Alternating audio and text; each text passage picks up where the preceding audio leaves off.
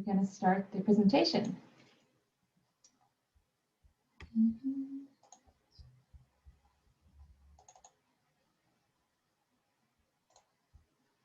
Give me a second here to get started.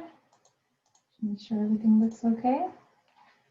And here we go. So the first topic we're going to cover here today is actually funding of your living expenses. And of course, living expenses is something all of you have to consider, no matter if you're a European citizen or if you're a non-European citizen or non-EU citizen rather. So Maria, perhaps you want to talk about the importance of considering your living expenses while studying, starting with what costs to expect. Exactly, I'd be happy to. Yes, so just as Cecilia said, this is of course something that all of you need to consider regardless of where you are coming from, because you all will need to cover your living expenses. For those of you who are non-EU or EEA citizens, you will of course first of all need to consider your tuition fee, and the tuition fee of the programs that you have applied to vary between the different programs. So if you are not sure what your tuition fee is, please check the program webpage and you will find the exact fee there. And the tuition fee is paid per semester in advance. So that's the first cost for you to consider. Another smaller cost, but still worth mentioning here, is the residence permit application fee. So for those of you, again, from non-EU EEA countries, you will need to pay an application fee for your residence permit before you come to Sweden as well, and that is 1,500 Swedish crowns. And of course, you all also need to get to Lund, and therefore there will be some travel expenses involved. How much those are will of course depend on where you are coming from, so that's nothing we can specify, but it's something that you need to think about when you're planning your budget as well. But then finally, we have the living expenses as such, as we just mentioned. And this is the cost that the funding that you will need to cover your costs while you are a student in Lund. So there are a lot of different things included in the living costs, but in total, we recommend that you have around 9,000 Swedish crowns per month to cover those costs. I think we have a breakdown here on the next slide. And the next two slides. Exactly. So if you are a non-European student, you will actually also need to show and prove to the migration agency when you apply for your residence permit that you have the funds for your living costs.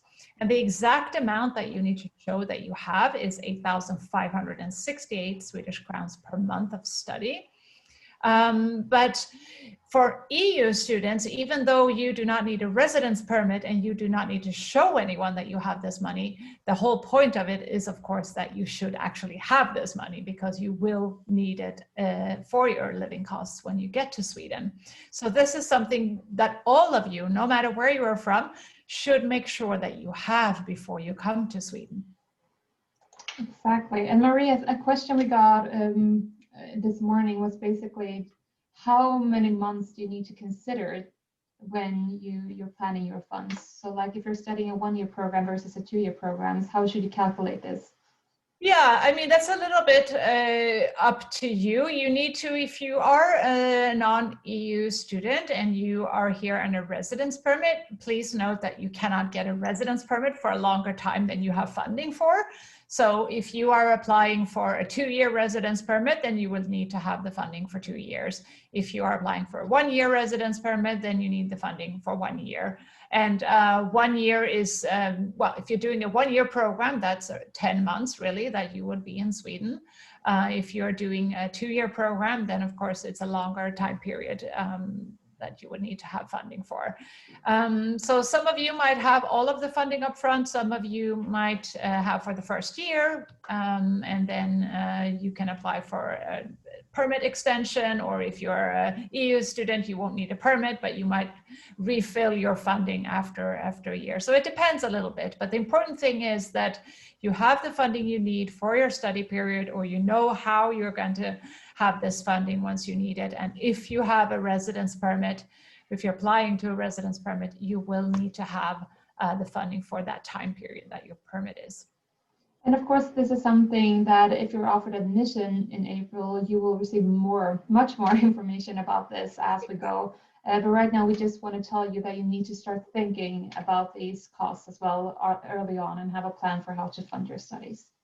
Exactly. And unfortunately, we see that a lot of students kind of hope that this will work itself out once they get to Sweden. Maybe they only bring money for the first month or two, and then they think, well, I can just get a job to cover the rest. We're going to talk a lot more about that today, but that is not really an approach that we recommend. You really need to have a clear idea of how you're going to sustain your living in Sweden before you get here. Maria, would you have a breakdown of the budget coming up here? Yeah. So just to get an idea of what these roughly 9,000 Swedish crowns per month could be. Of course, this all depends on your lifestyle, what kind of food you eat, if you eat out, if you cook your own food, and so on. So we can't say the exact budget you'll need, but you see a rough breakdown here. That food could be around 2,000, 2,500 Swedish crowns per month. Accommodation varies a lot depending on how you live, meaning if you have your own apartment or if you have a corridor room or if you're sharing with someone, and also where you live, of course. But that could be around 3,200 to 4,500 or even more than that, depending on the housing again. Books, you need other material for your studies. That could be anything from 400 crowns up to 1,000 crowns per month. And then there are all of your other expenses. Just, you're covering your phone and your leisure activities, where we recommend that you would have around 1,500 Swedish crowns per month. So that's a rough breakdown. And again, this varies a lot depending on your lifestyle, but this is something you could have as a reference. And this is something we're going to cover later on in the panel as well. We want to hear your opinions on cooking your own food versus going out to restaurants to buy food here. And of course, some information about accommodation as well. But before that, we're going to talk a little bit. I just wanted to mention as well student discounts, because we usually say that at Lund University, we have a very vibrant student life, especially during normal circumstances. Of course, COVID-19 has changed that slightly for everyone, no matter where you go in the world. But usually we do have a very vibrant student life. And if you're interested in joining student life, you join an organization called Student Lund. And this is something all of you will hear more about when coming to Lund University. It's quite difficult to miss, I'd say. But if you join Student Lund, you do not only have access to all student activities at the university, you also get a student card. We can call it the discount card, which you can use to get discounts at a lot of different places, both physically, but also online and web shops, etc. So it could be discounts at certain cafes and restaurants, travel tickets, such as traveling by train. Perhaps you're living in Malmö, but studying in Lund, and then you need to commute, or you want to commute, and then that's something where you can have a discount as a student.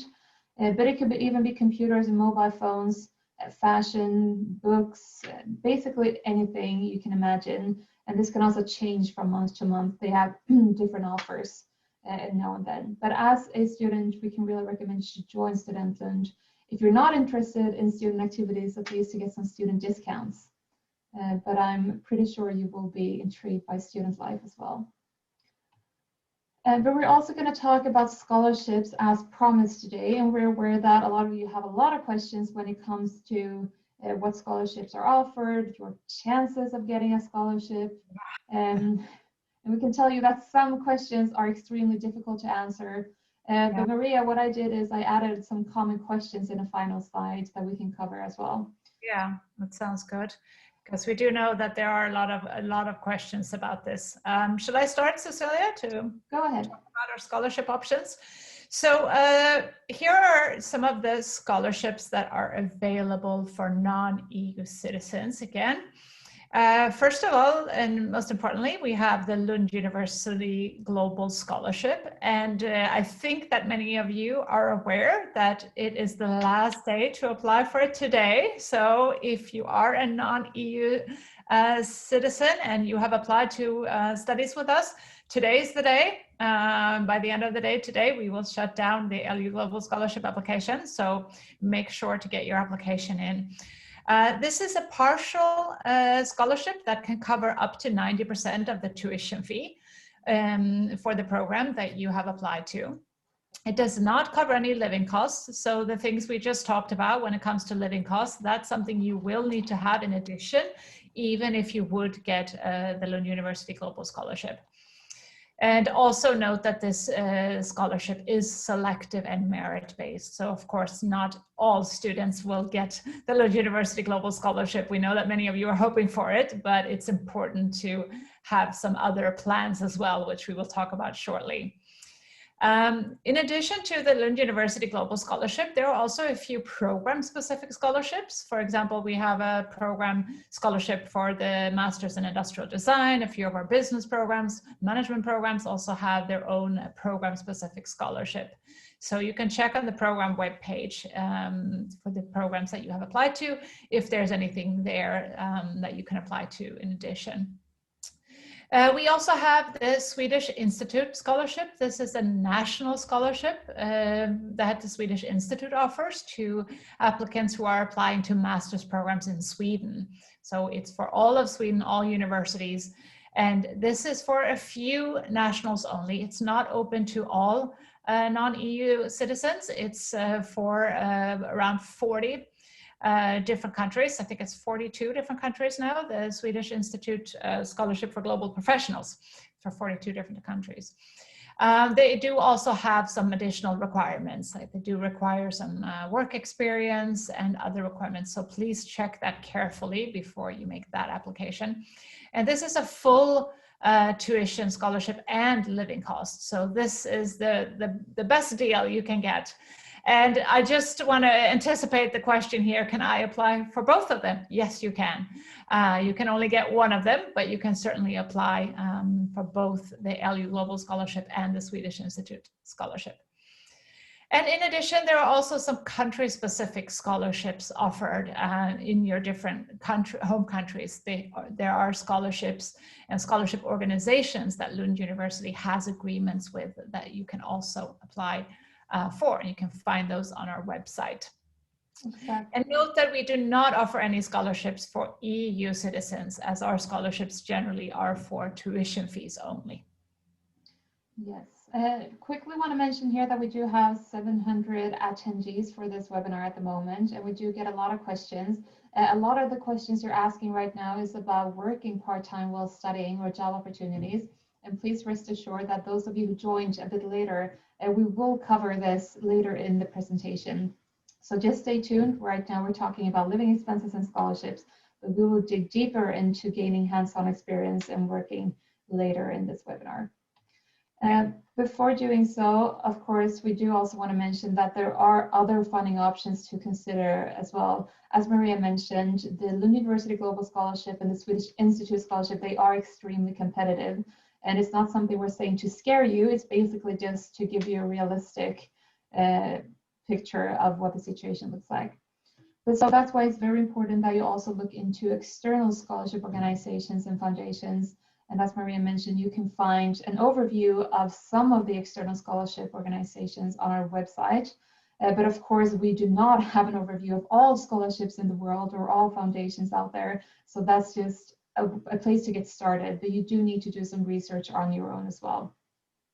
And yeah, and Cecilia, can I add there that, I mean, this is really so important. We can't stress this enough. I would say it's one of the most common mistakes we see is that students apply for the Lund University Global Scholarship, maybe also the SI Scholarship if they're eligible for that, and then they don't apply for anything else, even though they are scholarship dependent. And then when the results are announced in April and they are super excited to get admission, and then a couple of weeks later, perhaps they get the results from the SI Scholarship and the Lund University Global Scholarship also, and they realize they didn't get a scholarship, and then they have no plan for funding and unfortunately have to decline their place. So please don't wait until you have the results. This is the time, right now is the time to start looking into other options as well. Make sure you have more than one backup plan. in case you don't get the scholarships that we offer or the Swedish Institute offers. Exactly. So it's really, really important that you start looking into this early on if you haven't already. And once again, it's not something we're just saying, it's something that is indeed very, very important. And for some countries, or for some students, rather, depending on the country you live in or the country where you're a citizen, there may be opportunities to also use bank loans or grants to fund your studies. So do take a look at those opportunities as well. We do want to cover some common questions. So we do get a lot of questions on a daily basis, I'd say, when it comes to scholarships and how to fund your studies. And of course, now when we're open for applications, we're open for scholarship applications, we get even more questions about it. So Maria, I thought perhaps before we start the panel discussion, we would actually answer some of these questions. Yeah. And one of them, which is one of my favorite questions, is what are my chances of receiving a scholarship? Maria, would you like to take that one? Yeah, I think I love this question too, because it's like you're outsourcing your whole your life, and you kind of assume that we can say, yeah, well, actually your chances are great. I mean, this is an impossible question for us to answer, because first of all, it depends on the number of applicants to the program that you have applied to, how many students they are going to accept. It depends on how many of those actually applied for a scholarship. It depends on how much funding that specific program actually has in terms of scholarships. It also depends on how that program decides to divide their scholarship, because it's up to the program managers to say, okay, this is our best applicant, we're going to give this student a 90% scholarship, and that's it. Or they might have enough funding to say, oh, well, here we have our best 5 applicants, and we're going to give all of them a 50% scholarship. So this is a question that is completely impossible for anybody to answer, because this varies every year. It's not like if you have this specific GPA or something, you're guaranteed a scholarship. It doesn't work like that. It's both the selection process for admission and the selection process for the scholarship is much more holistic. And the competition changes every year. So it depends on all the other applicants and what their backgrounds are. So you really cannot know. The only thing you can do is make your best possible application, apply for many different funding options, and hope for the best. That's really all you can do here. That's a harsh truth, Maria. Yes. Another question we have that we usually receive is, what happens if I'm offered both a Lund University Global Scholarship and a Swedish Institute Scholarship? And stick student. No, but this is also, of course, I do understand the question. It's a good question, but once again, I have to say the scholarships are very competitive, so it's extremely rare that this happens. So don't expect to receive an offer from both. That's something I do want to highlight. But in the rare occasion that you would actually receive an offer from both Lund University and the Swedish Institute, in the rare case it happens, we make sure that you get to keep the most beneficial one. So you do not have to worry about losing both of them, and you do not have to worry about getting to keep both of them, because that won't happen. That's no, the least of your problems, I would say, actually. we're making a lot of jokes now, but we're actually quite serious as well. That it's actually, we make sure that you get to keep the most beneficial one, which in this case would be the Swedish Institute Scholarship, as it covers both tuition and living expenses. But be rest assured that we do keep track of what scholarships you receive, so you don't have to worry about it. But Maria, what happens if I don't get a scholarship? Yeah, that is exactly what we're talking about here today. Please make sure that you have a backup plan. There's no guarantee at all of getting a scholarship. It's something that we would like to offer to as many qualified applicants as we possibly can. But in the end, our scholarship funds will not cover the expenses for all of our applicants or all our admitted students. So please be sure that you have other funding options available to you. There are, as we mentioned before, plenty of other organizations and foundations around the world that offer scholarships to students who want to study abroad. look into maybe getting a student loan or other funding options as well. And again, we're going to talk more today about some other ways that can help you to support yourself and to get some extra funding while being a student. But it is important that you have the money for your tuition fee and your living costs before you get to Sweden. So yeah, so don't put all your hopes on the scholarship. That's really not all eggs in the same basket. Yeah, exactly. So the final question here is then, when are scholarship results announced? And the scholarships we can speak for is then the Lund University Global Scholarship. As you know, admission results, you've applied for studies, which is why we're even talking about scholarships here. And admission results are announced on 9th of April for master's applicants, and I believe 16th of April for bachelor's applicants. And scholarship results are usually announced shortly after that. I do want to say a few days after that. And you will receive your offer via email. You will receive an email even if you haven't received a scholarship, just to make sure you're not wondering when that email will pop up. You will even receive an email in the case you're on the reserve list for a scholarship. So you will be communicated with all along. You don't have to worry about that. When it comes to the Swedish Institute scholarships, it is a process not handled by the university, as we mentioned, rather the Swedish Institute, and they will announce their results on 28th of April, I believe. So a bit later, so you will need to keep your nerves in check until then.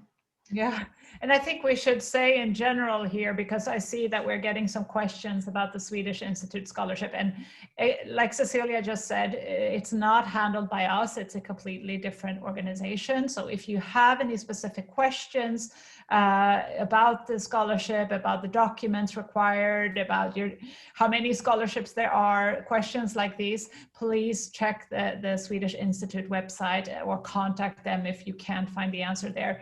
But they have extensive information on their website. They have a video on how to apply and very detailed instructions there. So you will find, I would guess all of your questions will be answered if you go through their information there. Exactly. And now we actually want to involve the panel here. Thank you so much for listening to this presentation, you guys as well. You're already here at the university, but now we want your opinions, of course. If we start talking about living expenses, Josh, do you have any input when it comes to living expenses, ways to perhaps save money while being a student? Yeah. Definitely. So as already you all discussed during the presentation, that living expenses clearly depend upon the personal choice.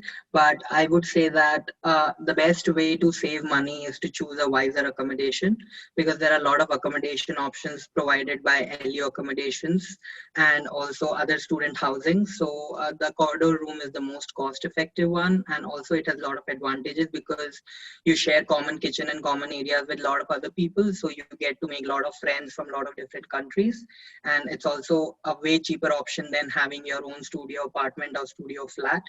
So I would say that's the first step to select the right accommodation for yourself.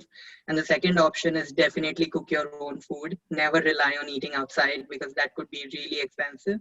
So please plan your meals well in advance, I would say, because what we do is whenever we are free, we cook for 3 days portions, and then you can also freeze your food so it never goes bad. So that could be a really good way as a student to eat healthy at home, cook your own good food, and eat your portions on time. And the third tip could be a lot of Swedish stores, they offer the membership, and if you are a member, you get a lot of offers and a lot of discounts of being the member. So that could be again a good way to save money, I would say. So yeah, these are some tips on how to save on your living expense and on your food. Exactly. Thank you so much, Josh. Furman, do you have any thoughts you want to share here? Yeah, there is a few ways to save your money that, like Jas said, that for the housing, you can choose the corridor room, but if a cheaper price. And then about the books, for example, you can borrow from the library, but if you must buy a book, there is a second-hand book stores in Lund, and you have a student discount too. Or about the food, you can do the meal prep and bring your lunch to the campus. And then about the transportation, you can Lund is a very safe place to bring your bike, or if you want to buy bike, there is a lot of second-hand bike, and you can find in the good price. And the other tips is there is if you get an housing is not with the complete stuff, you can join a group free stuff in Facebook marketplace, so you can get the free stuff from another student who they will return to their home, so they share free stuff. So there is a lot of ways to save your money.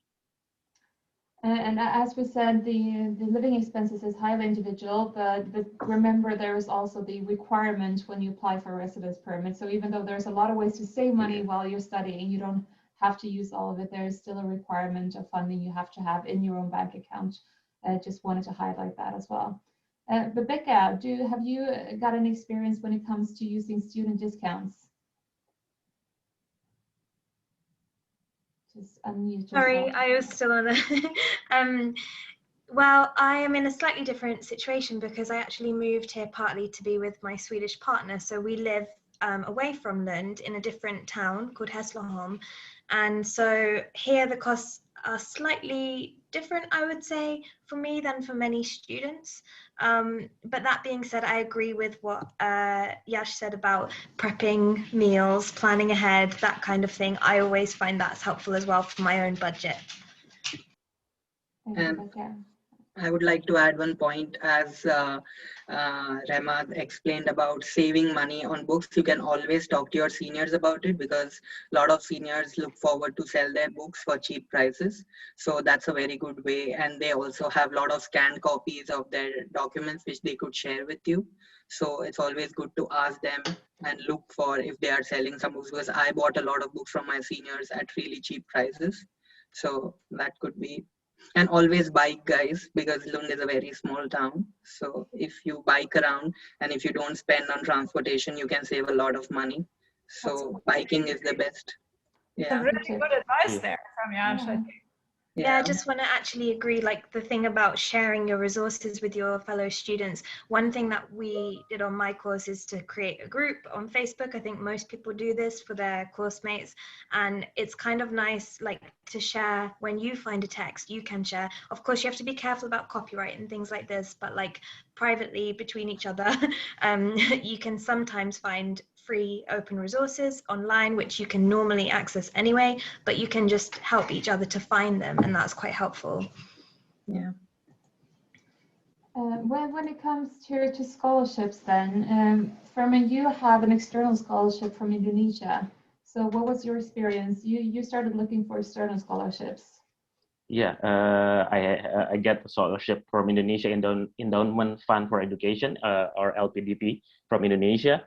The scholarship is covered tuition fee and living costs. So when I apply my resident permit, the Swedish Migration Agency require a letter of guarantee from my scholarship. So I must provide not only provide the letter of acceptance, but letter of guarantee, because it's important, because I don't have a private account. I must show the letter of guarantee if you got a scholarship from external.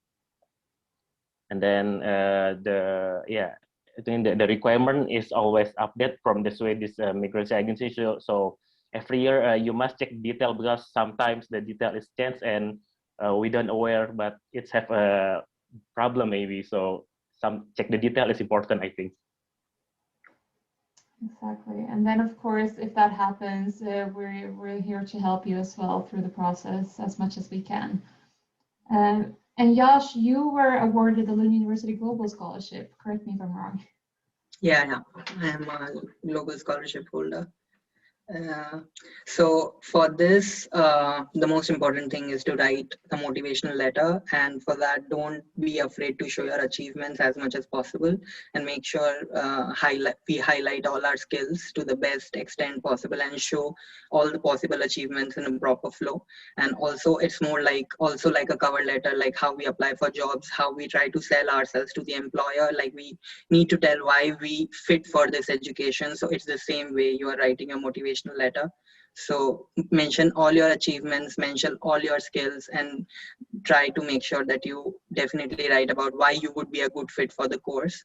And coming to the scholarship results announcement, I have an amazing story to share because it's a very competitive environment. A lot of people apply for this scholarship.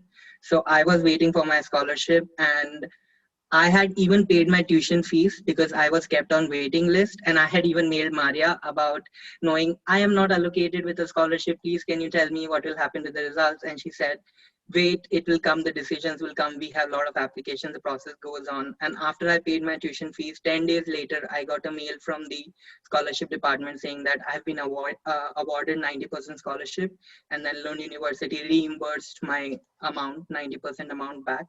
So it's a fair process with a lot of competition. So if we are the right candidate, we'll definitely hear back at the right time, I would like to say. Thank you, Yash. I'm not sure, Maria, if you have any.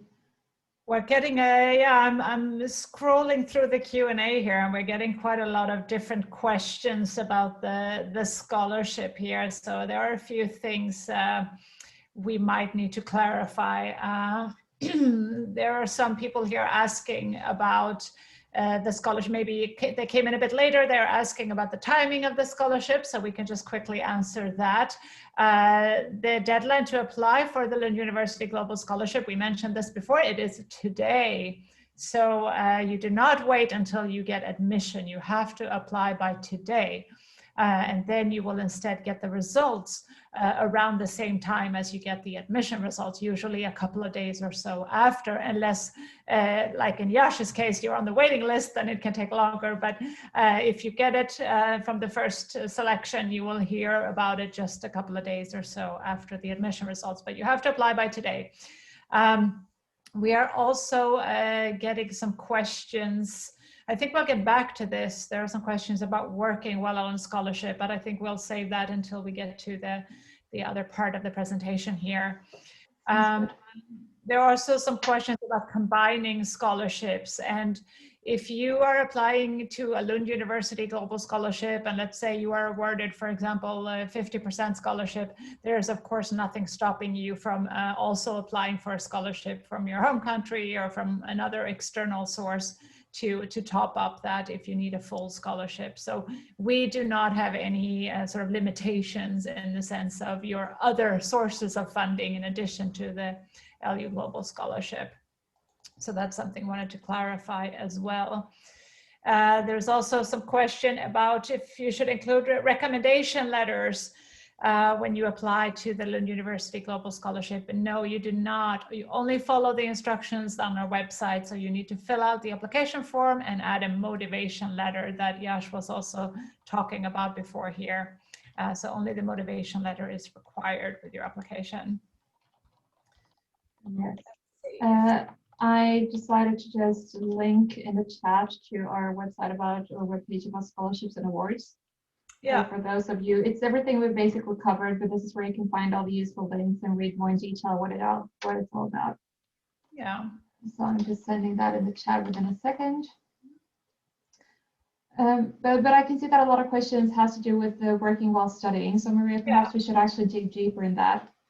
I do want to say, Yash, from Nabeka, if you want to be off camera while we're presenting, that's perfectly fine. We understand that you're students and you may want to focus on other things in the meantime as well. I just wanted to say that, but you're more than welcome to be on camera as well, of course. So should we perhaps move on then? Yes, we are moving on here. Yeah.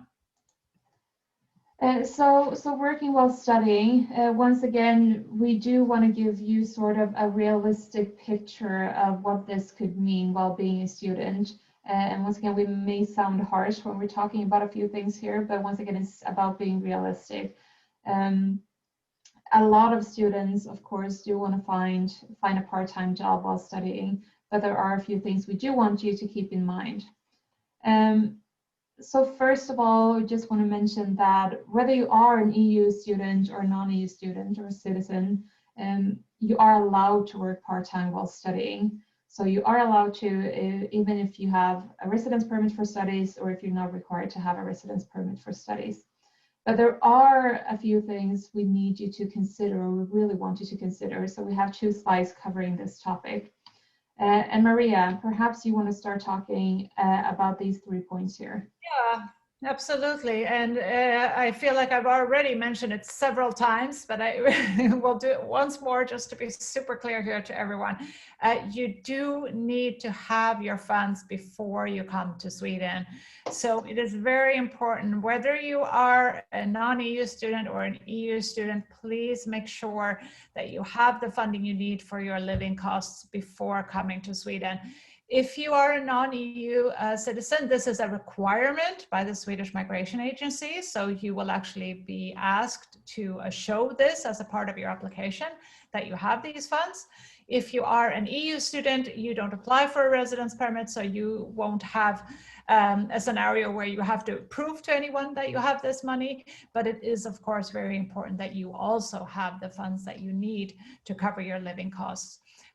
So as we say, you are allowed to work, but that should not be seen as an indication that you will be able to work to support yourself. You should see it more as a bonus, as something extra, so that you can have some extra pocket money. You could perhaps go visit a restaurant a little bit more often than you otherwise would have, or some extra travel funding, for example, if you want to take the opportunity to explore Sweden or Europe. Once you are a student here, that's a great thing you can do when you, if you do have a part-time job, but it should not be something that you expect will cover your full living costs. Exactly, and I can see that we're getting a lot of questions about proving your funding to the Swedish Migration Agency and how to prove it, etc. Once again, I want to highlight that this session is mainly talking about the funds to think of when applying for studies abroad. We will, of course, have a lot of sessions covering more in detail how to apply for a residence permit and how to prove your funding for admitted students in April. So you don't have to worry too much about that. If you're super keen on learning more, you can always visit the Swedish Migration Agency website where they have all the details you need. Yeah, and we should clarify that applying for your residence permit is not something you start until in May. So first you need to gain admission, you need to pay your tuition fee installment, and after that you apply for the residence permit. So it's a little bit early to worry too much about that. But of course, it's great that you're planning for your funding already at this point. We do also have some other things we want you to keep in mind. And the first thing is, of course, you're all applying for studies at Lund University, meaning studies should be your first priority. You're here to study, basically. And as Maria mentioned, if you have time for a part-time job in the evenings or during the weekends, that should be considered as an extra bonus only. But you're here to study, and it's very important that you can keep your studies up as well. Note that you may come from a country where the learning environment is very different, or the culture in general is very different, meaning it can take some extra time to actually adapt to the study pace, the learning environment, the Swedish culture, Swedish people, no, but basically anything. So take that into consideration as well, that perhaps you want to lay low in the beginning to adapt to everything here before you start considering looking for jobs. And when we say that studies should be your first priority, full-time studies in Sweden is considered 40 hours per week. It's fair to say, though, that depending on the program you study, it can vary a lot between how many official study or class hours you actually have in your schedule. Having said that, even if you have 8 hours a week or 40 hours a week on your schedule, you're still expected to study 40 hours a week. So it can be a lot of official classes, but it can also be a lot of individual learning. And that's actually something that a lot of international students have to adapt to when they come to Sweden, to Lund University. Because you need to learn how to focus by yourself as well and take individual responsibility. Something else that we always try to highlight is, of course, Lund is a very small city, even though we're closely located to some larger cities. We're 10 minutes by train from Malmö, which is Sweden's third largest city, and we're 30 minutes by train from Helsingborg, which is the fastest growing city in Sweden. Lund itself is a fairly small town with around 120,000 inhabitants. So I could say that a lot of you come from, or I'd say most of you come from places bigger than that. In fact, most of you may come from cities with a larger population than the entire Sweden with 10 million people. But with 40,000 students at the university in a fairly small town, you can just imagine that it's quite competitive getting a part-time job, because of course all students want to have a part-time job to just earn some extra money to spend on miscellaneous expenses, etc. So that's important to mention as well. And when it comes to languages, I know this is something we get a lot of questions about. I do want to say that you have applied for a full-time or a program taught fully in English, so you're not expected to learn any Swedish while coming here. And I'd say it's very easy to get around only speaking English. It's a very international environment here at Lund University or in Lund, but also generally in Sweden. Basically everyone speaks fluent English, so it's very easy to get around. Having said that, of course, when you apply for a job, it's always a benefit if you know both Swedish and English. Can make it a bit easier for some of the jobs at least, but it's not impossible, of course, even if you do not speak Swedish, which is something I'm sure our panel can confirm later on as well. But it's very much up to you as a student to look for different opportunities. Maria, is this something you perhaps want to? Yeah, I was actually just scrolling through the questions here, and somebody had asked, is it possible to get a job outside of the school? And it's actually not only possible, but that is the most common place to find work. So in many countries, we know that it's common that you would have, for example, teaching assistantships or research assistantships. This is not very common in Sweden. The reason for that is because the PhD students are all employed at the university. So usually when the departments need sort of help in terms of teaching or administrative tasks, these are given to PhD students and not to master students. So usually they don't need to employ the master students as well. Having said that, it does of course happen that master students are involved in the department's work and perhaps participating in research projects and so on. It also depends a bit on your experience, if you already have some prior experience in doing that. But in most cases, students are actually employed outside of the university. And they find their own jobs at, could be a typical student job, like working in a cafe or restaurant, or it could be working for a startup or some of the other organizations and companies that are here in the region. And we're gonna get to that certainly in the panel discussion as well. But yes, you can definitely work outside of the university. And again, that is more common than working inside the university, I would say. Exactly. Oh. But Maria, there are also other ways to gain some hands-on experience while studying, because while a lot of you are perhaps looking for a part-time job to earn some extra money, a lot of you should also be very interested in earning some extra credits on your resume, perhaps. So there are a lot of opportunities, and let's start talking about internships, for example, Maria. Yeah, exactly. Because this is also why we're stressing so much that please make sure that you have your funding before coming, because we don't want you to be in a situation where you're kind of juggling, barely scraping by in your studies and then and trying to work any kind of job just to sort of stay afloat. The important thing here is that you can focus on your studies and also build up experiences so that you can use that to get a really good job after you've graduated, which we're going to get to as well. And one way to start building some experience is, of course, to get an internship. And there are certainly internships that are paid, But even if you can only find an unpaid internship, it's something we highly recommend that you do if you have the time and opportunity to do so within the frame of your studies. Several of our programs offer an internship as a part of the program. Either it's a set part of the curricula itself, or it's something that you can choose to do as an elective course. And in some cases, it's not included, but you might have time outside of your studies to do an internship as well. And if you get that opportunity, it's, again, something we definitely recommend, because it's a good way to start your networking and to build some experiences that can help you to find a good job later on. Yeah.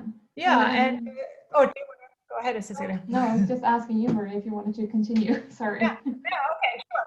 Yeah, because another thing that's closely connected, of course, to internships is the degree project. So all of you will have to do at the end of your program, that's whether it's a bachelor program or a master program, all of our programs end with a degree project or thesis. And during this time, at the end, you will, when you're doing your thesis or your degree project, some of the students are able to do this together with an organization. It could be something you do within a research group at the university, or something you do together with a company or organization outside of the university.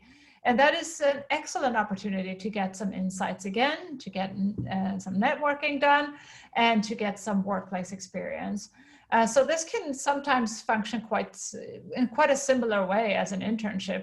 The only main difference is, of course, that you are continuously working on your project and writing this thesis at the same time. But many students experience it as almost as an internship, where you're collaborating with a company. And there are also quite a lot of companies who pay students to do a thesis project for them, because it might be something they need an extensive report on, or something they want investigated a little bit more, and they don't have the possibility to do it themselves. So they bring in a student to do a thesis project on this topic.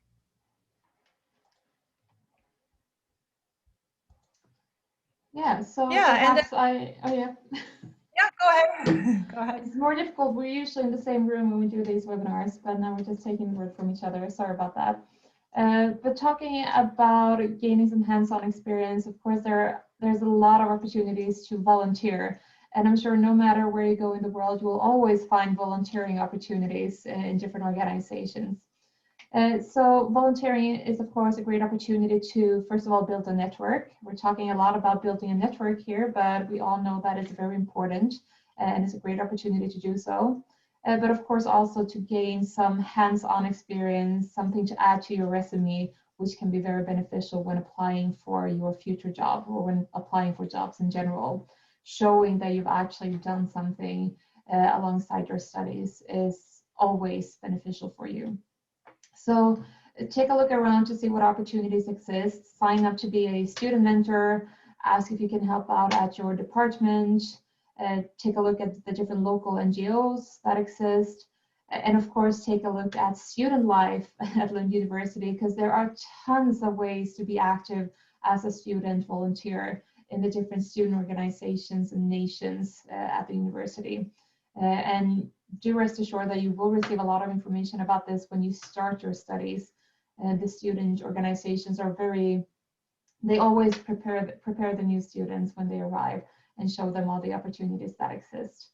So it's a great way to create new connections by volunteering and to add something to your CV, but of course also to have fun at the same time, because I do have to say, when I was a student myself, being active and volunteering in student organizations was the best way to meet people from everywhere, and also the best way to get a big network. So that's something I can't recommend highly enough. And having said that, it's time for a panel discussion again. I think, Cecilia, before we address the panel, well, there is a question here that a lot of students are wondering. I see it's been upvoted here 36 times. And this is certainly something we will ask the panel as well. But before we do, I want to give a quick reply from our end as well. And the question is about how difficult it is to find a job if you don't speak Swedish. And this is, of course, a very common question that we get. And as Cecilia mentioned before, you're studying in English. There's no expectation that you speak Swedish before getting here. There are many global companies and international companies in Lund. There are many startups also that operate and certainly research groups who operate completely in English, and their working language is English. However, obviously, the local market itself is Swedish. And if you are looking for a job where you will be directly face-to-face with clients, for example, working in a cafeteria or in a bookshop or something like that, you would generally be expected to speak Swedish. And certainly, we'll get to this later when we talk about working after graduation, but certainly if you are planning on staying in Sweden long-term and maybe finding a job after you graduate and sort of establishing yourself here in Sweden and building a life here, you should definitely learn some Swedish. If you're only here for a year or 2 years, you might not have the time to learn Swedish perfectly. There are still options to get a job. But if you do speak a little bit of Swedish, at least socially, and can interact at the most basic level, that would be helpful. But I think this is something the panel will get to as well. I just wanted to address that a little bit since there were so many questions about it. Thank you, Maria. And so now we do want to invite our panel, of course, to share some thoughts when it comes to working while studying, but also internships, degree projects, etc. But from what I understood, all of you are currently in the final year of your master's degrees, which means you're in your thesis and degree project period. So Becca, perhaps would you like to start sharing your experiences when it comes to both thesis, but also some part-time job experience? Yeah, sure. So for my program, and I think for many masters, which are 2-year programs, in the second year you get the opportunity to do a bit more independent work. So often it will be an internship or maybe some kind of self-led project, and you work with a client, and it depends on the program that you're working with as to whether they help you to source that client or whether you find it yourself through your own connections or through your own interests. So that's a really great opportunity for most people, I think, who do a 2-year degree, to like get some experience under your belt. And then most of the time your thesis will be somewhat related to that independent work. At least in my case, I'm working on a project that is based on some field work that I did with a client back in September, October time. So that's kind of a useful thing to know, is that might lead to some opportunities perhaps for you if you're doing a 2-year program.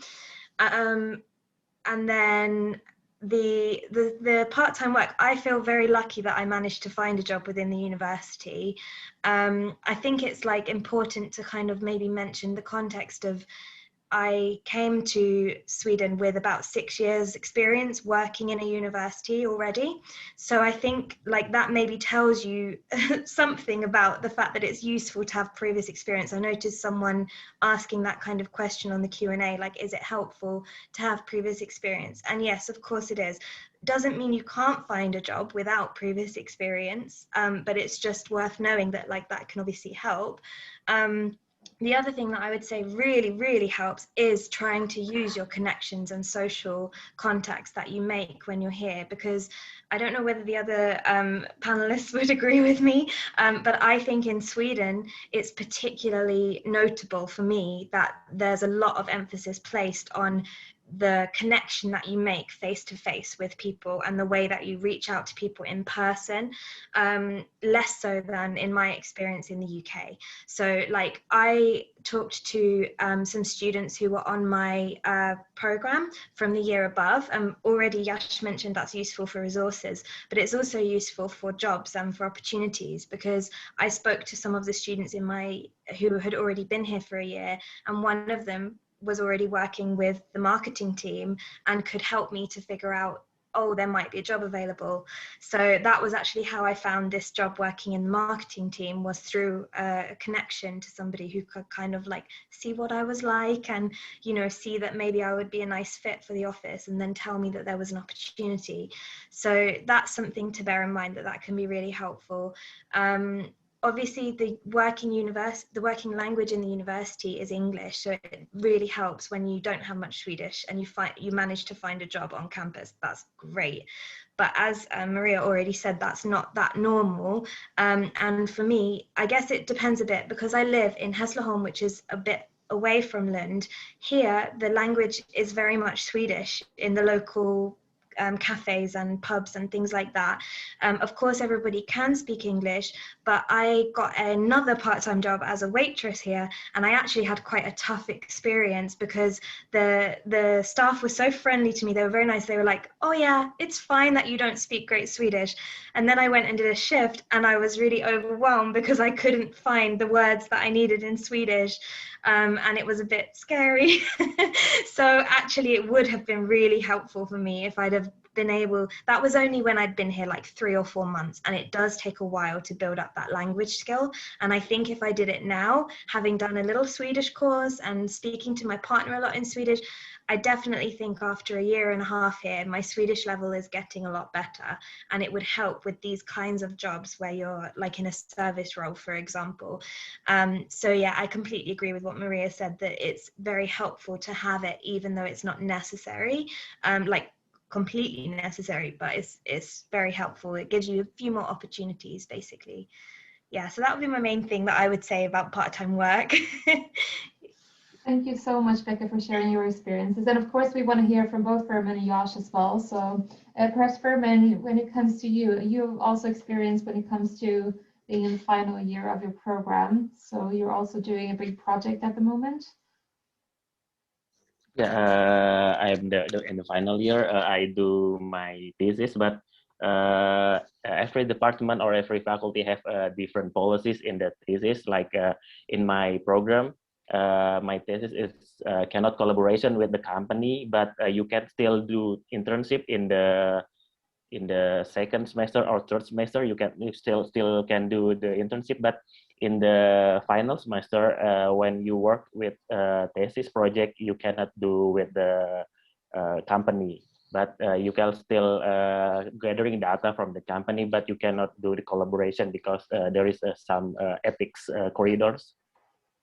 But and then about the speaking Swedish, before you go to the Sweden, you can learn like from the application in mobile phone, like Duolingo. You can learn a few words of Swedish. So when you come to Sweden in the airport, maybe you can know some word about in Sweden. So it's maybe helpful when you first come to Sweden. You already know few words. You can do with application like Duolingo, and when you already arrive in Sweden, there is a Swedish for immigrant. If you 2 years program, you can apply for free, but there is a queuing, but still okay. And then, but in this pandemic, you can do online. And about the I do volunteering, like voluntary. I joined Tech Academy Nordic. There is a law student in Lund University, and then we have a program with another Nordic country, so it's very helpful. I know another student from Oslo, from Uppsala, and then from Göteborg and from Stockholm. So doing volunteering is very helpful. And then there is sometimes there is an opportunity from the embassy, like several of my friends have internship and embassy. And the advantages you live in Lund is we near to the Copenhagen, so you can maybe have advantages you can internship in, for example, my friend in embassy in Stockholm or in Copenhagen, because we live near the Copenhagen, and few of my friends have internship in Copenhagen. Like there's a questions: it is possible you internship in Copenhagen? It is possible because several of my friends get internship in Copenhagen, but maybe no some specific requirement because the pandemic conditions. Thank you so much, Ferman. Once again, lovely to hear your experiences as students. It's always interesting for Maria and me as well to hear where you guys are up to. And Yash, of course, we would love to hear your experience as well. You have an internship, or you've had an internship at least at IKEA, right? Yeah, I'm doing my master thesis in IKEA, which is also like an internship. So in our department, we collaborate mostly with industries to do our thesis, and I'm working with them currently. So we start from January and finish in May, and that's how generally theses happen for all of us. And yeah, so that's what I'm doing right now in my master thesis. And you also, sorry, now I lost my words here. You have an internship as part of your program, and you wanted to also mention something about paid internships versus non-paid internships. Exactly. So I wanted to so it totally depends on the job and also on the individual, what kind of job they do. So there are a lot of jobs depending on your interest and also at the topic. So right now when we are doing theses in our department, a lot of theses are paid and also a few are unpaid. So there are chances that you can even find an unpaid internship and also a paid internship, and so goes for thesis as well. But here the most important thing, as Rebecca and Rahmad also spoke about, is developing your networks, because it's one of the most important thing as a student, because the more networking you have, the better it is to find jobs, and it's also an opening door for you to get recognized in an industry. So I would say that we should always try to look up for opportunities, because there are a lot of volunteering opportunities in our universities as well. For example, the mentor programs which we have for newcomers. So there you play a role of mentors, and you have the new coming students as your mentees. So there you get a lot of chance to develop your interpersonal skills, leadership skills. You get to learn about a lot of different backgrounds and cultures. So that's a very good fit, because when you go and work in a multinational company, for example, say IKEA or Tetra Pak, there you'll meet people from a lot of different backgrounds and cultures. So if you do these volunteer works, you will have a lot of experience already on how to work with people from different cultures. So I would say it's also a very good thing to do a lot of volunteer work, even though it might not be paying you, but it helps you develop and grow in your, it'll help you grow your personality. So I would say that's a very good takeaway from the volunteer works. I have a question here for Yash, or maybe if one of or anyone else of you in the panel would like to answer, but we're getting some questions here.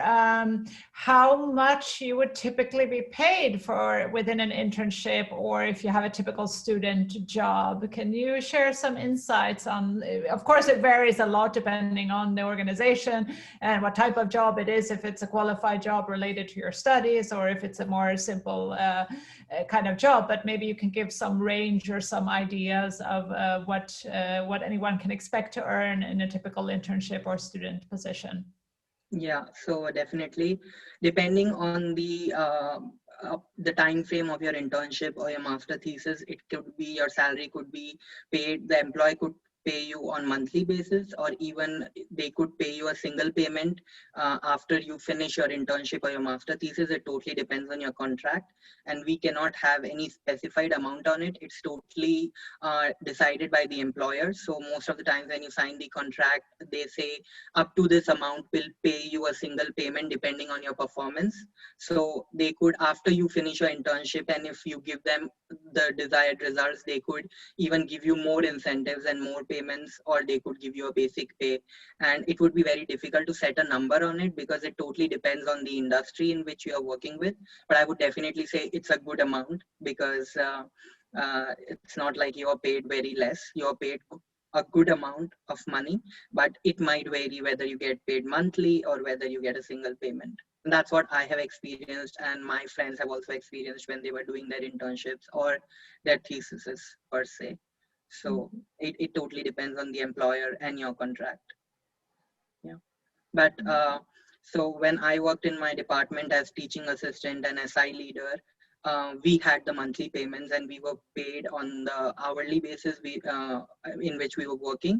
So we had monthly salaries coming to us. So that it totally depends on the contract which you have with your employer. Yes, I would say.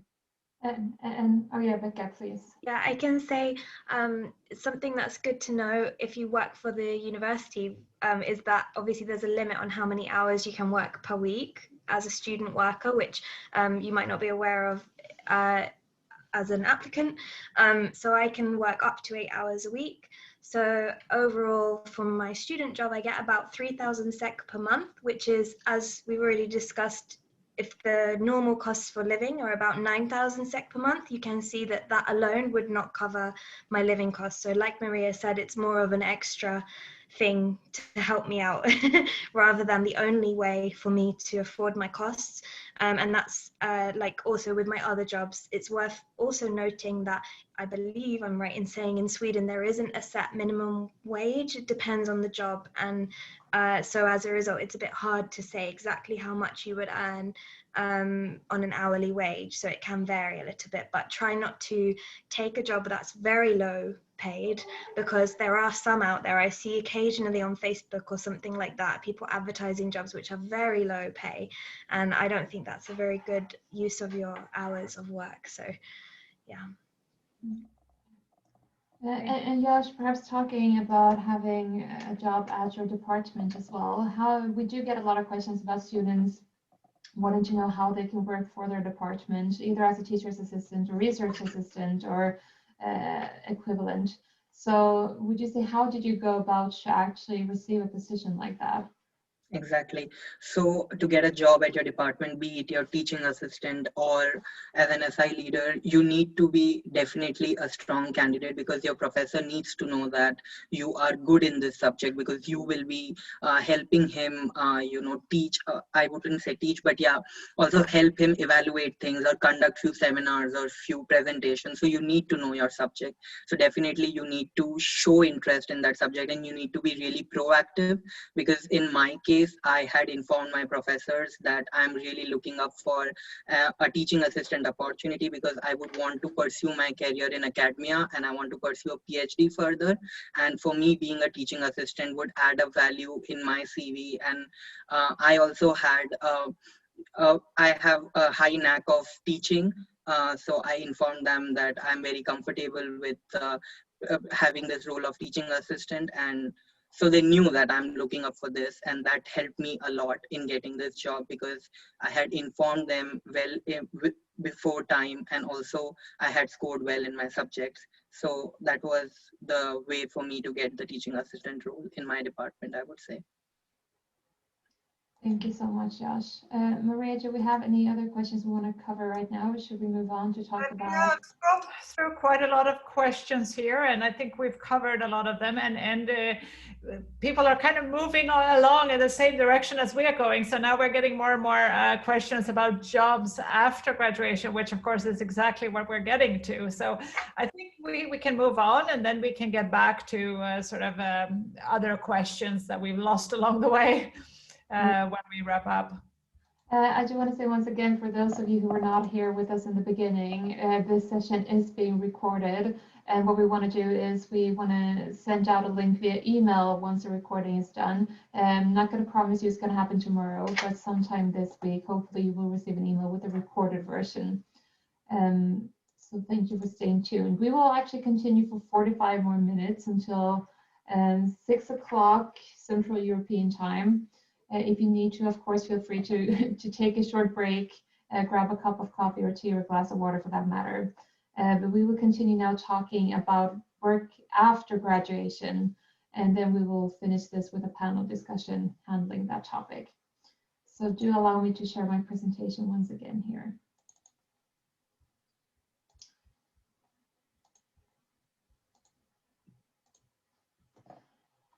And so Maria, of course, we get a lot of questions about job opportunities for students after they graduate, and we're aware that a lot of you are actually really interested in staying in Sweden after graduation to find a job here. But we do also have a lot of students each year going back to their home country to work there. It could be for a Swedish company, but it can also, of course, be for a local company or another international company for that matter. And of course, we have students going anywhere in the world. It's not only going back to your home country or staying in Sweden. It's an internationally recognized university, so there's a lot of opportunities. So perhaps, Maria, you want to start talking about this interesting topic. Absolutely. Yeah, and just as Cecilia said, there are many different options, and we're going to try to mention them here today. And a lot of the things that we already talked about now up until this point in the presentation about finding jobs, networking, finding internships, volunteering, all of that is, of course, something you do with the hopes of getting a good network and a good career once you graduate from your studies at Lund University. So although many of you are eager to work part-time and to find other sources of income during your studies, also remember that your main focus should be, of course, getting good grades and being able to find a really well-paid and satisfying job after your studies. So keep that in mind, all while networking and building as much as experience as you can during your studies.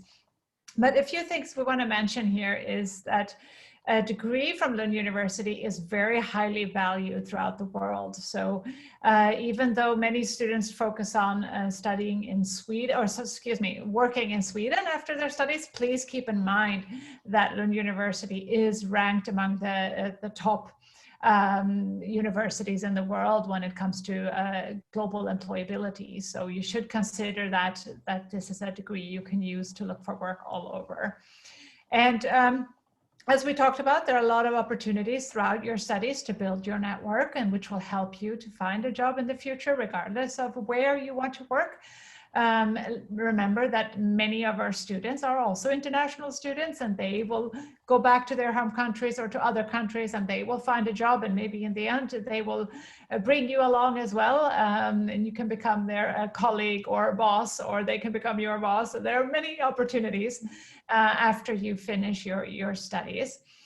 And as Cecilia mentioned, don't focus only on searching for jobs in Sweden because it is a limited market, even though we have a fast growing market and there are hubs for innovation and startups, both in the Lund, Copenhagen area, which we're going to talk about, and also in Stockholm and around the bigger cities.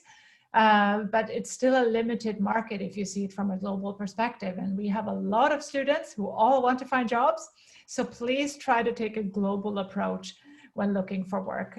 There's so many opportunities, perhaps in your home country, but also in other countries around the world. And another thing that I want to mention here is that no, excuse me. Sorry, no, never mind. I lost my thread. Moving on. Moving on. Go ahead. Yeah, I had a thought there, but yeah. Yes, what I wanted to say was, now I remember, what I wanted to say is that if you are here on, I saw that somebody asked this in the Q&A as well, if you are here on a residence permit for studies, please note that you are able to apply for a permit, an after studies permit, so that you can stay on after you graduate to look for work in Sweden. It's mentioned on the slide here as well. And this after studies permit is valid for another year. So you have plenty of opportunities there to find a job. And if you haven't found a job within a year after graduating, I think maybe it's a good idea to start looking for jobs elsewhere anyway, because you want to get on with your career. If you are an EU student, you are of course allowed to move to Sweden freely. So once you graduate, you can stay and study or continue studying or looking for work in Sweden after that. And as we already mentioned before, when we were talking about part-time jobs, it is a good idea to learn a little bit of Swedish, especially if you want to stay on after graduation, because that certainly opens up a wider market for you. Otherwise, you are more limited to international companies and work environments where they speak English as a working language. But if you learn some Swedish, you have more opportunities to work for also smaller local companies.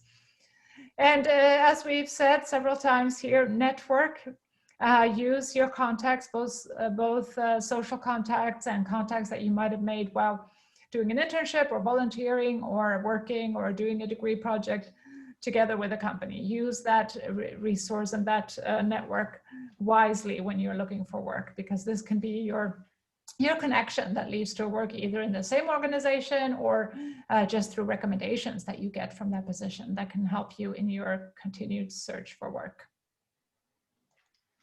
Thank you, Mariam. And of course, perhaps, Maria, you also want to mention something about Lund University's location in Sweden, because as you know, Sweden is a very long country, and we're located in the very southern part, which actually gives us a lot of benefits, or our students gain a lot of benefits. Yeah, for sure. It's a very good location geographically.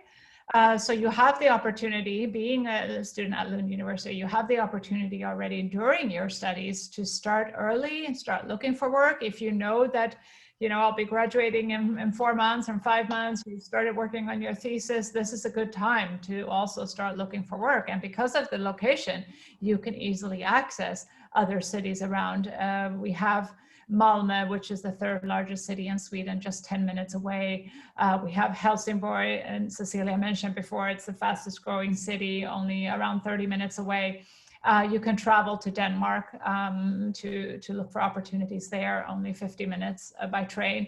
And that is a huge market. As you see here on the slide, all of this is a part of the greater Copenhagen region. And in this region, you'll find, a lot of universities, research parks, innovation hubs, science parks, the medical centers. We'll get to ours as well that we have right in Lund. But there's so many multinational companies in this region, both in Lund and Malmö and Helsingborg and Copenhagen. So the location is certainly going to be a large help for you when you're looking for work. Exactly. I can see here in the Q&A that we do have a lot of questions about topics we've already discussed in this webinar. So we're not going to cover all these questions again. What I do want to say, though, is that we are recording this webinar and it will be sent to you via email sometime later this week, so you can watch it again. So a lot of your questions have already been covered. But having said that, of course, PhD studies is actually also another career option after completing your studies. And it's something I would say that starts while you're actually studying, because being a master's student at the university gives you the benefit of connecting with the researchers at your department while studying. And we all know that if you already know the person you're looking for a job with, and they know you, you know each other, you have some benefits when it comes to perhaps actually receiving the position. So it's the same thing basically applies to PhD positions. So first of all, having a master's at Lund University makes you eligible to apply for PhD positions. And this is even if you apply for a 1-year master's or a 2-year master's. We can highlight, though, that most students who study 1-year masters are not looking to continue on for a PhD program. Rather, they may be looking to top up their career for 1 year. But you are eligible to apply for PhD studies, and not only at Lund University, because of course not all of us can become PhD students at Lund University, even though there's a lot of research going on here. But you can also look for opportunities at other universities in Sweden or abroad. It's also very important to mention that the PhD studies work different here in Sweden compared to in a lot of other countries. So in Sweden, a PhD student is actually considered as an employee of the university. So you're actually working at the university, getting a salary as a PhD student. So there's also no specific time when you apply for a PhD position. There's no PhD application period during the year. So PhD positions are entirely handled by each faculty and department, which means when they have resources or the needs to have a new PhD student, they will publish an ad about the position that you can apply for. So it's very much like applying for a job. And in fact, if you go to our website, you will find information about PhD studies, and you can find all the currently vacant positions listed on the website. But do remember that this is an ongoing process. A PhD position can turn up on the website at any time during the year.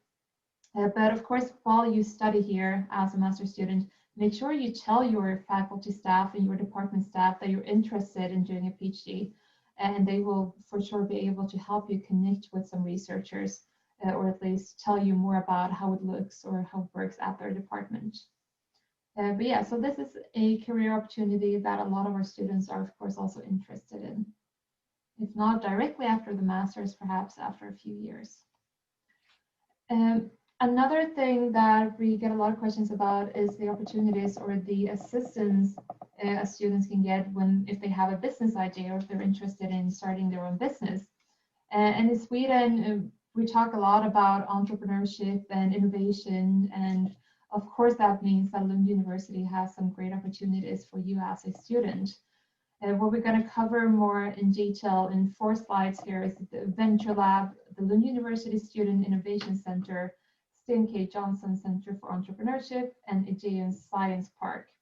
The first 3 ones are for current students and even researchers at the university, whereas the last one is mainly for after graduating, like when you have your business idea running and you need an office space and a great network. The Venture Lab is actually basically for students, by students, for students, and is a startup hub intended for current students at the university with a business idea. As it says here, it can also be for recent graduates. So if you have a business idea, maybe a service or a product, Venture Lab is a service you can turn to. And the good thing for students here is that they do offer free and confidential guidance. They offer lectures and workshops, different events, and free office space for up to a year. And of course, you need to apply for this office space. It's not something you're just given, but they have the opportunity. You have the opportunity to apply for a business space. They also each year have a Lund University Innovation Challenge, or Lund Innovation Challenge, which is a very exciting time of the year, where students from Lund University work together to develop ideas to solve problems and challenges. The Venture Lab is a very, very interesting atmosphere where you can get a lot of free help and of course meet a lot of people who are also interested in entrepreneurship. And Maria, we also have the Lund University Student Innovation Center. Yeah, exactly. And LU Innovation, they're kind of your link between the university and the business life. So they can help you if you have a business idea and you want to launch this into an up and running business. They can help you with all those different steps along that process. So they offer support both to students and researchers who have an innovation within the university, and they help them to sort of take a research finding or an idea and convert that into a business or into an innovation as such. And again, these services are also available and free for researchers and students. So if you are a student who is very innovative and creative and have a lot of ideas, or perhaps you already have sort of a initial seed of a business that you want to launch in Sweden, please take advantage of these services that are there for you. There are many opportunities to start and to grow a business within the university, within these support centers, both Venture Lab and the LU Innovation. And perhaps you're studying a program which is not related to business or management or entrepreneurship, but you may still be interested in knowing more about entrepreneurship as a subject. And if that's the case, then we have Sten K. Johnson Center for Entrepreneurship, which offers courses that you can actually study alongside your program in your spare time or when you have time, focusing on entrepreneurship. And these courses are in Swedish or in English, preferably for you guys, it would be in English, I assume. And you, as mentioned, you can study them sometimes as part of a program or as a standalone course alongside your program. And once again, it doesn't matter what program you're in, as long as you're interested in entrepreneurship, this can be something for you. So you can take a look at that as well. And this is something you can find more information about when you're actually at the university, of course. Since 1983, we have something called the Aegean Science Park, and this is a huge science park. It's actually one of the first science park of its kind in Sweden and Northern Europe.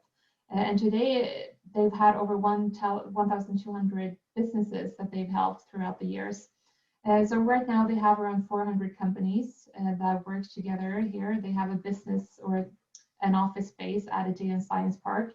And of course, there's a lot of benefits with all these new businesses being located in the same office space, basically. They can help each other in a lot of ways. They can gain a huge network. They organize workshops. They organize inspirational breakfasts where they share their ideas and thoughts. And of course, this means it's a hub for people who are interested in creating successful businesses. So they have a lot of experiences to share with each other. And I'm pretty sure that even students can access some of these workshops taking place as well. But also, of course, big companies like multinational companies such as Ericsson, Volvo Cars, ARM, Huawei, etc. They do have R&D departments and offices here, which means that they also see the benefit of being close to new businesses starting, as they will, of course, learn a lot about what's going on as well through that. But so Aegean Science Park is located by the School of Economics and Management, but as hopefully you all know by now, it's basically walking distance or biking distance everywhere here in Lund. But it's something worth a visit at least. Yeah. We don't have a slide on it here, Cecilia, but we can also briefly mention we had the Medicon village as well. Because that is also, it's not a science park as such, but it's still a collection of 200, I believe it's 250 or so organizations and companies within the medical field and pharmaceuticals and so on. So that's also a great opportunity to find perhaps internships or jobs with them once you have graduated as well. Absolutely. And once again, visit our website to find more information about all of this. You can find it there. Or if you're really, really keen to know more, you can also send us an email at any time and we will make sure to provide you with the right links. But now it's time for today's final panel discussion. So we want to invite our students once again. It's getting dark outside here in Sweden. We can see that through the windows. I feel that we've been on this session for quite a long time here. I want to briefly also say, because we're getting a lot of questions, and of course we won't be able to answer all of them here today.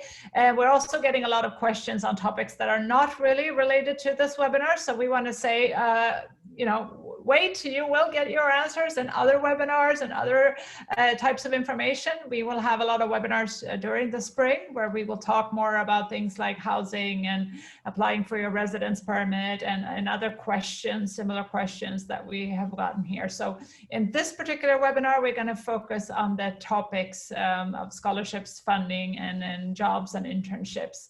We'll get to your other questions at another time. But there are quite a few questions left on topic as well.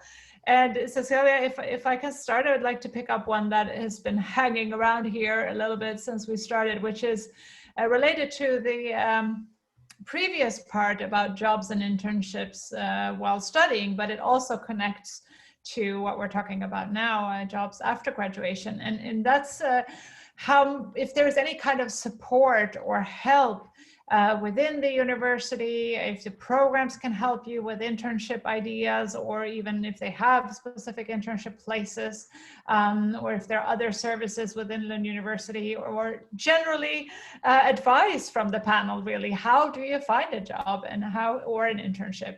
So I would kind of like to throw that out there. I don't know who wants to start. Yash, perhaps? Yeah, sure. I can go first.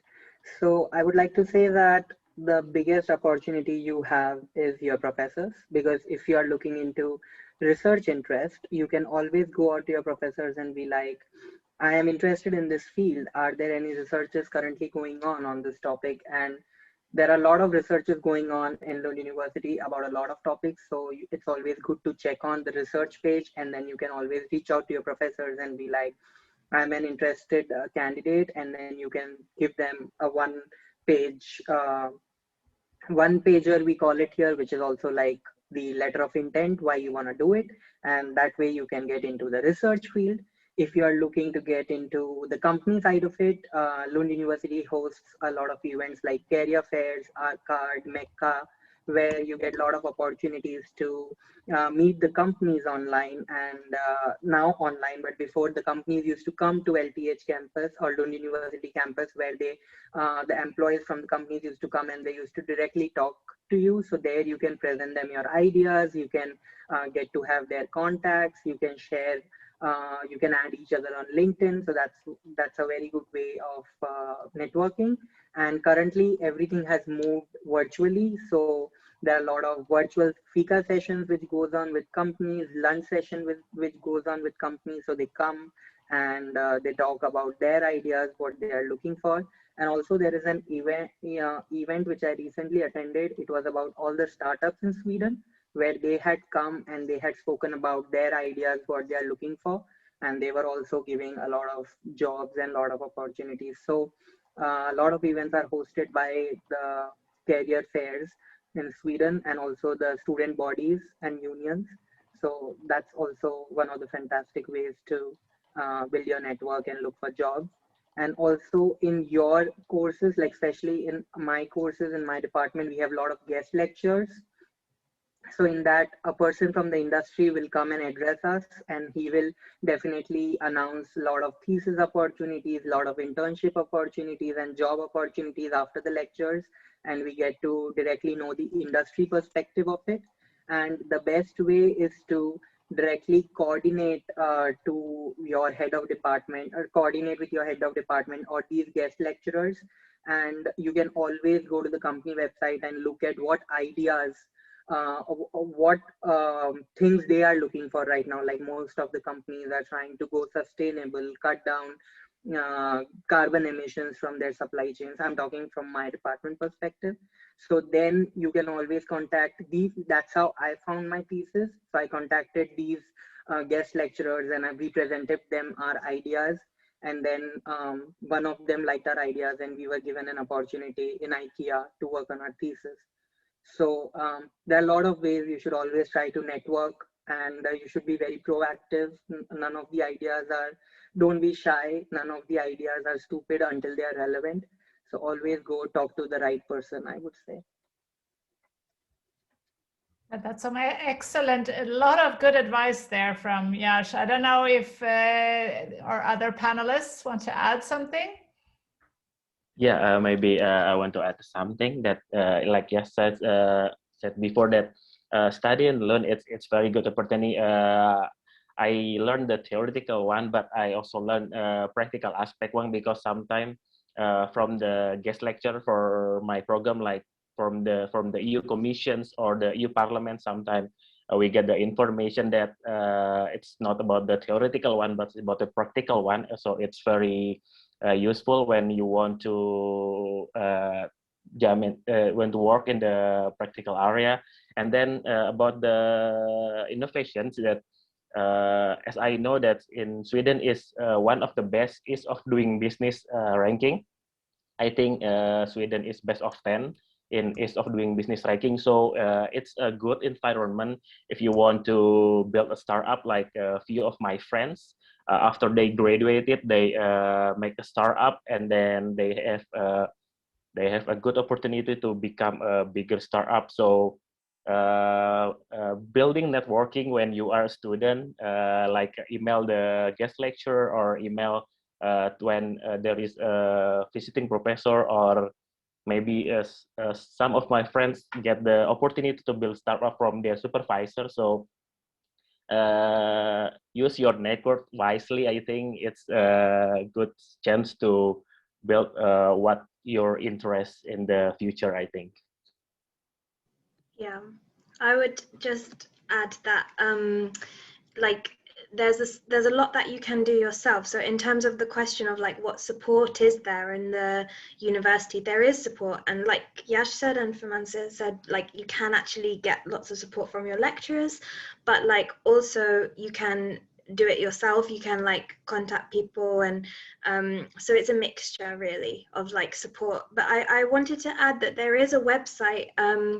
I can put it in the chat, or I can send it. Cecilia, you can if you want, the My Career website, where you can search for part-time jobs and internships, and that's also another way of looking as well. That's another kind of support that is there, because there is this service, but it's not such a easy job to cold contact people. It's much better if, like you said, you already have a guest lecturer or somebody who you met. And often as part of your program, there will be this kind of progress where maybe during the first year, there are some clients or people who are introduced to you as part of the program. So then in the second year, you take the step of sourcing those kinds of connections. So it's often, people might be a bit scared about the idea of how do I find my own internship, but it is a kind of a journey that most people go on. You arrive and you make these connections over the course of the time, and then by the time it comes around, normally everybody has something they can do, or they can get help from their lecturers to find something. So don't worry about it, is what I would say. Like, you will find internships.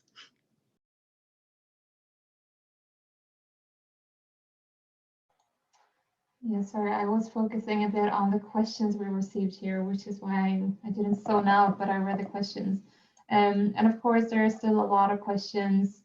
Try to answer some here as we go as well, but I think, yeah, the panel just covered quite a few of the questions. Exactly. Please note that we've posted some links also in the chat. I've been answering some of the Q&A here, but Cecilia has also posted some links in the chat that are relevant for many of your questions here. Exactly. We do have a lot of questions from European citizens asking if it's possible to find scholarships. So now we're just back to scholarships really fast here. And I do want to say that we do not offer scholarships for European citizens as you're exempt from paying tuition fees. So basically, since 2010 or in 2010, 2011, that's when Sweden introduced tuition fees for non-European citizens. And that's actually when we started working on scholarships nationally, I'd say, and at the university. So it's fairly new still, which is why at the moment today we're only providing scholarships for fee-liable students needing to pay tuition. And we're a non-profit university, which means that we do have limited funds as well to offer scholarships. Yeah, there are some foundations and you know, smaller type of grants, travel grants, and small university scholarships that you can apply for. That are quite specific usually, but some of them may be open for you to apply for as a current student. But like Cecilia said, is not something that you can apply for as an incoming student, and that would cover your full living costs or anything like that. So if you're a European student, the best option would be to check funding options in your home country, because a lot of the European governments have like a funding student loan or student grant program that you can use also to study abroad. That's what Swedish students do, for example. If they want to study abroad, they can apply for from the Swedish government for a grant or a loan, and then they use that to study abroad as well. So that would be the main one. And there's also a few countries where they have the so-called Erasmus Plus Master's grants or Master's, yeah, I think it's called Master's Loans or Master's Grants. So there you can find those through our website, but there are a few European countries where there is arrangements through the Erasmus network where you can apply for funding and loans as well to cover some of your living costs. Exactly. I'm just gonna, yes, just one second, Becca. I'm just going to let everyone know that for those of you who need to leave, I'm posting a link to our contact form if you need to ask us any questions. So I'm posting a link in the chat. Sorry about that, Becca. Go ahead, please. No, not at all. I just wanted to make sure. I just wanted to note that for EU citizens, because of course now the UK is not EU, but I was when I started. So I looked into CSN, which is the support that most Swedish students use when they study. And I just wanted to note, because I saw a couple of questions in the Q&A about this, like, is there government support for students? And there is a certain kind of way of getting CSN for EU students, but only if you work a certain number of hours a week or if you meet certain conditions, and it is quite difficult. So the short answer is not really, but like, it's worth looking into if you find that you have a part-time job and you might be eligible. But I just wanted to like mention that it's not really a realistic expectation that you would get CSN, which is the Swedish government support for Swedish students, even as an EU citizen, but it can be possible for some students, but it's quite difficult.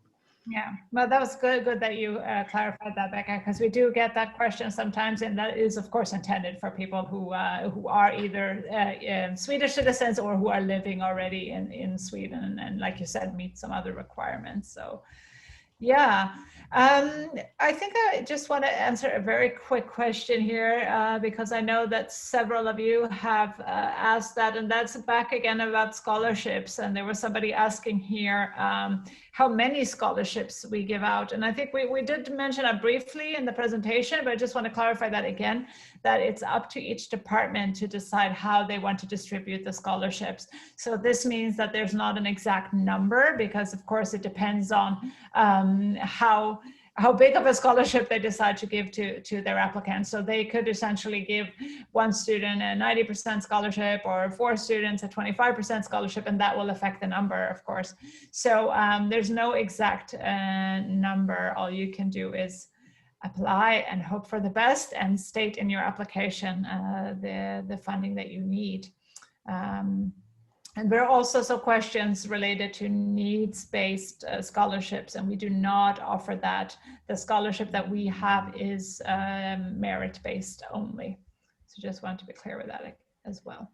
Would you have one other question for the panelists as well, for the panel? And that's from Cara, and she's asking, if a student is doing an internship or fieldwork project at an organization or with a company, do you as a student pitch the project idea to the company or the organization? Do you need to do a pitch before actually being eligible or able to work for them? I would be happy to say what it's like for my program. I think it can be different. And in my program, it can be either. So either a company or an organization may have a particular project or challenge that they want somebody to work on, and they're kind of seeking someone for that, and then they say to the program coordinator, like, we're looking for students to do this particular challenge or to look at this particular challenge, in which case you don't necessarily have to so much pitch to them, but maybe you have to pitch them your approach to that particular challenge. So you still probably have to present something to them, but it's more a formality or practice rather than the condition for getting the project in that situation, because normally they will have approached the program and they'll be there with the purpose of giving that project to some students. But then in the second year, when you have a bit more freedom and independence, then it's up to the student. It can either be the same kind of situation, or you can seek out your own internship. And in that situation, you have to kind of say to them, I can see this problem or challenge, and I would like to help you with it. Can I do this? So it can be either in my program. I don't know if it's the same for you guys as well. I totally agree with Rebecca. The same thing works in our department as well. So I can talk about the thesis.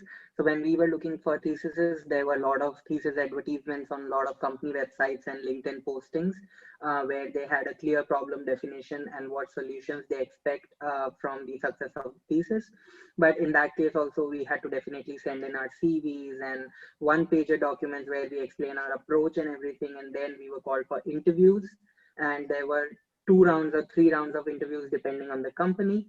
But there are also other things, like if you know some person working in a company, like I had a lot of LinkedIn connections from my courses where the guest lecturers were coming. So we were sending them our ideas. We were always looking on their company websites on what are they aiming for and what matches our profile and our courses. And we were sending them PowerPoint presentations with our ideas, or one-pagers, or a motivation letter on what we intend to do. So there could be different approaches to find a job, and anything can work anytime. So we can try in every possible way, I would say.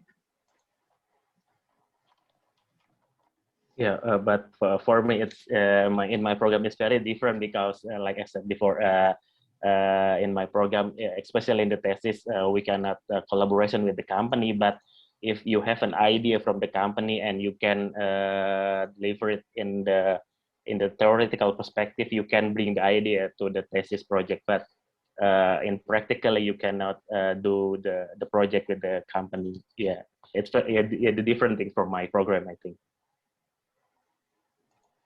Perfect. Thank you so much once again for sharing your experiences. I can see that the students they're mainly interested in hearing from current students, which is extremely or totally understandable. And so we're very happy that you could join us here today. And I'm not sure, Maria, we have 10 minutes left, but are there any major questions for the panel still, or?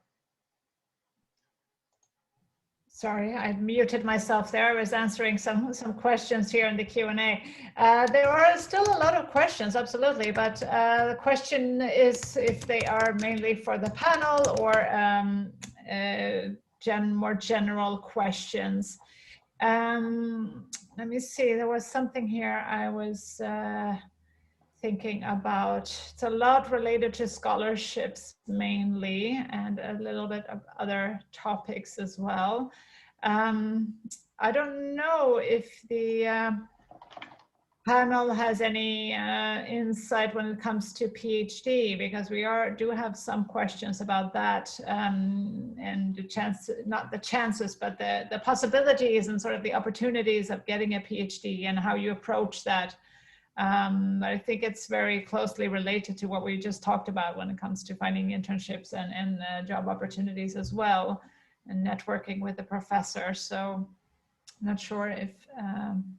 I mean, I could just say that from what I've seen, because I've started to look into possibilities for applying to PhDs, and the positions that are coming up now for me, because I haven't yet finished my thesis, it's not very easy for me to apply at this time in the second year of my master's program. So that's maybe something to be aware of, is that it may not be so easy to go directly from a master's to a PhD. I think most people tend to have at least a year in between where they have their thesis completed, and that's normally the kind of thing that you would submit when you apply for a PhD, to show what you previously worked on and what your work looks like. So it can be quite helpful to already have that, perhaps even to have an article published, you know, if that's the kind of field that you're in, and that can take a little bit of time and work, and also because PhDs don't tend to come up that often for my particular field, it can also be a year or two in between finishing the masters and when a local opportunity might come up. So that's just the only thing I've noticed from looking into PhDs.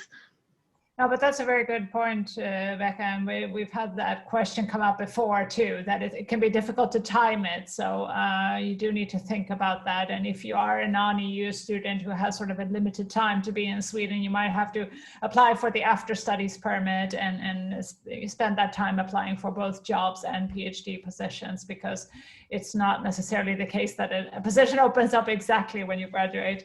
And like you said, it might be required that you have some extra experience or some published research as well.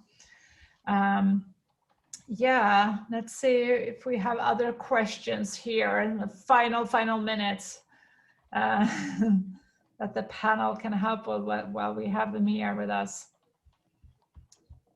Let me see. Yes. I think there's a lot of questions more about scholarships and residence permits here, so we're going to try to not get into that too much. We also have some questions about housing and if it matters where you live, in terms of maybe you can give some insight on the practicalities of that. If you live, for example, in Helsingborg or in Lund, and where should you look for work, and is it practical to move around the region, and any insights on that? Becca, you live, for example, outside of Lund, so...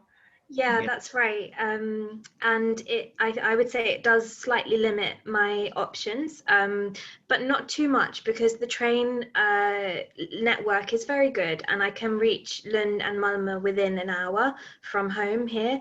So I think it's maybe a good point to say, like, if you are struggling to find work, you can broaden your geographical area a little bit from Lund, because there is a good transport network and it's not too expensive, at least compared to the UK. It's very good value, the train tickets. So that's something to note. And like I think people mentioned, you know, you can even find work in Copenhagen. Obviously right now with COVID there's some issues with travel, but like normally it's an option to also look in Copenhagen and Malmö and other bigger cities. So that offers up a bit more options, I would say. Yeah. Cecilia, what do you think? Maybe we need to approach something. We have some questions here about COVID and the situation. Of course, we don't really know what our situation is going to be by the time you all get to Lund in autumn, but maybe we want to mention something about it, both related to working, of course, but also related to the studies and the opportunities to network and so on. And I think first of all, we could actually ask the panel for some insights here as well. If you have any tips and ideas for students who are coming now, because you've all been saying that it's very important that you network and that you use your social, activities in a way to also learn about jobs and internships and so on. And how do you actually do that while you're studying from home? Who wants to start? So to start with, as I said, all the events have moved virtually. So even though COVID happened, but all the events which we were having in person before in the campus, now that happens on the virtual platform. So things still go as they used to be, even though now they are not in person, but they are on the internet. So still there are a lot of opportunities to socialize and network, provided that you use your skills again, because now it becomes a little hard with the computer, because as you cannot see the person directly, but still you need to just highlight yourself, and then, but the events still happen, I mean, so there are always chances to attend them and then try your networking skills, because with COVID things have become harder, but still they are going well, I would say. Yeah. Yeah. Yeah. Yeah. Yeah, like there is if you want to the virtual career fair or something like that, I think there is the condition not limit our chance to get the opportunity, but maybe we have prepare a new strategy, because we cannot meet in person, so we must have different preparation for these situations, especially when you go to the virtual career fair or another fair that it's chance to the online, I think. Yeah. Yeah, I would just maybe add that, like, the personal touch thing, you know, of being able to connect to somebody when you ask for an internship or a job. I have actually found that that also works, even if it's an email or a Facebook message. It's just taking that time. So for example, if you see a job advert and there's a contact and you have a question, like one of my questions was, how much Swedish would be appropriate for this position, for example, or like, what do you think? Just asking that question opens up a more personal conversation with that person, and then that can also help them to kind of see who you are. So that could be one way to get around some of these challenges at the moment, and hopefully they won't last for forever, these challenges. But I think it's a good point as well about making the connections with your course mates. Luckily, because we all arrived a little while ago, we got the chance to meet each other to start off with and to get to know each other. And I think that can be a little bit harder this year for some people. I'm not sure if that will continue this year, but if you find that you are in a situation where you meet your course mates online instead of in person, then I would recommend making some extra effort to do some social Zoom and to really like try and get to know each other, because it's such an important part of the Swedish education experience, is like the group work and the getting to know your other students on the course. So it's worth trying to make the effort, even if it means like for those who live in Lund, that could be one advantage at the moment, is that you're actually able to meet outdoors, for example, and go for a walk and that kind of thing. So some of the restrictions might be easier if you live near each other, and there's just some things to consider, I guess, little things. You need to be a bit more creative in your social networking.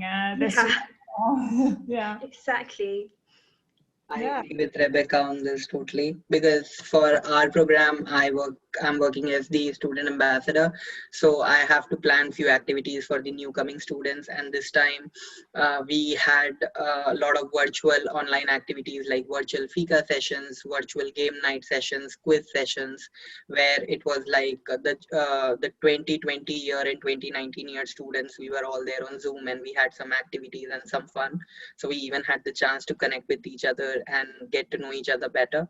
So even though COVID has impacted us, but we have found few ways to, keep our social life going, I would say. yeah. So, yeah. Yeah, that's great. And of course, everyone currently, or basically everyone is currently studying at a distance, but we're not sure yet what the situation will look like in autumn, and this is something we will of course update all the admitted students about regularly. So we will stay in touch with all of you. Just wanted to highlight that. Yeah. So we'll see what happens. But the situation in Sweden right now is we do still have, of course, COVID-19 going on and spreading, but the vaccines are starting to go out, which is positive, of course, not only for Sweden, but also for a lot of other countries in the world. So hopefully we will be able to meet in person soon again. And that's what we all want. And of course, we hope to see as many of you as possible at Lund University this autumn. Yeah, and we should mention also that when you're talking about the vaccine there, Cecilia, so international students who are coming to stay in Sweden long term will also have the opportunity to get vaccinated in Sweden. So if you haven't already been able to get your vaccine before coming, you will be able to do so here. Yeah, 6:01, Cecilia. So yes, it's time to finish this webinar. I did post a link in the chat. Once again, if you need to still ask some questions, just make sure you contact us using the contact form. We usually get back to you as soon as we can. We do understand, we're aware that we haven't been able to answer all the detailed questions you've asked us today. So do feel free to use the contact form, because we do know that there's a lot of questions and concerns related to applying for studies abroad. And as Alexander, one of our attendees so nicely put it, we wish you a great evening, morning, or night, depending on where you are in the world. Here in Sweden, it's 6 o'clock in the evening, and it's time for dinner soon, Swedish standard. Exactly. Yeah, and as we mentioned earlier during the session as well, a lot of the questions you've asked today are coming. There are upcoming webinars about these questions as well, on how to apply for your residence permit, how to find housing, and all of these questions. So a lot of that will come up later during the spring as well. Exactly, one thing at a time. Also, our panelists for all their great input today. I think that's been extremely useful. I've learned a lot, and I'm hoping that the applicants here have learned a lot as well. Thank you. It was Thank very you fun. so much. Thank you so much. Thank you. And until hopefully we meet at Lund University or one of our upcoming webinars, of course, we want to say take care, stay safe, and have a lovely evening, morning, or night. Yes, so thank you all for joining us today. It's quite a lot of information and a long session, but hopefully it was helpful. Yes. So take care, everyone. Thank you for joining. Thank you. Thank Bye. you. Thank you so much for having us. Bye. Bye. Bye.